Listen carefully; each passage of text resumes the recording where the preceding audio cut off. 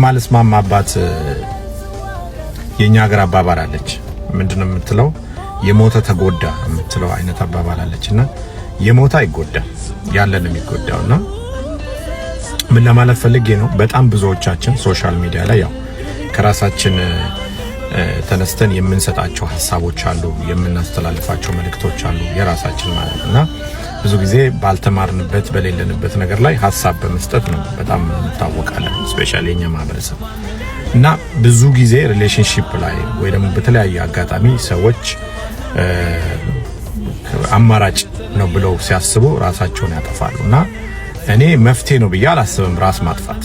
ምክንያቱም ለችግሮች ሁሉ መፍትሄ ስላለ፣ ስለዚህ የህይወቱ ባለቤት እግዚአብሔር ስለሆነ በፈለገው ጊዜ እሱ እንደሰጠን መልሶ መውሰድ ያለበት እሱ ነው ብዬ ስለማስብ የህይወታችንን ጉዳይ ለእግዚአብሔር መተው ይመረጣል ብዬ አስባለሁ። ያ እንዳለ ሆኖ አማራጭ ከጠፋና አይ ብለን ግን በቃ መኖር የለብኝ በዚህ ምድር ላይ ብሎ ሰው ከወሰነ ለሚሞትበት ምክንያት ሪዝኑን ማስቀመጥ አለበት። ምክንያቱም አብሮት ያለውን ሰው በጣም ህይወቱን ስለሚያመሰቃቅል በጣም ያልሆነ ከባድ ነገር ስለሚከተው ማለት ነው። አሁን ሰሞኑን የምናየው ነገር ለተፈጠረው ነገር በጣም ነው ማዝነው፣ በጣም ከልቤ ነው ማዝነው።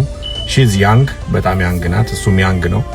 የሱን ታሪክ ደግሞ ወደ ኋላ መለስ ብዬ በጣም ከድህነት ውስጥ ወጥቶ ራሱን ለማሻሻል ራሱን ለመቀየር የሚጥር የሚለፋ ልጅ ነውና አናቅ እንደዚህ ነው ብዬ ውሳኔ ከመስጠት አንደበቴን እቆጥባለሁ። ምክንያቱም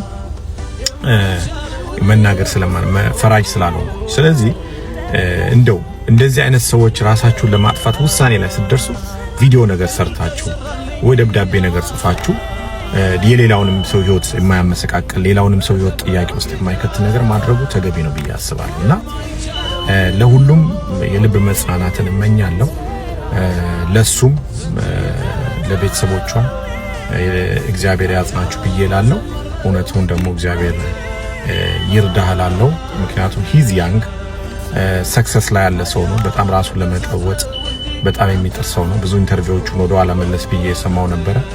ባይፈጠር በጣም ደስ ይለኝ ነበር። እውነታውን ደግሞ እግዚአብሔር እንዲያወጣለት ምኞቴ ነው፣ ጸሎቴ ነው። እንደማንኛውም ሰው እዚህ ሶሻል ሚዲያ ላይ ነው ማቀው፣ የተለየ ግንኙነት የለኝም።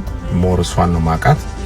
ስለዚህ እግዚአብሔር እውነታውን ያውጣል ማለት ፈልጋለሁ። ምክንያቱም ሰዎች ኢሞሽናል ሆነው የሚወስኑት ውሳኔ ቅጽበታዊ ውሳኔ ከባድ ስለሆነ በተለይ ያንግ ሲሆን ሰው የሚወስነው ውሳኔ በወጣትነት ከባድ ስለሆነ ፍትህ ወጽኡ ካብ ሰማይ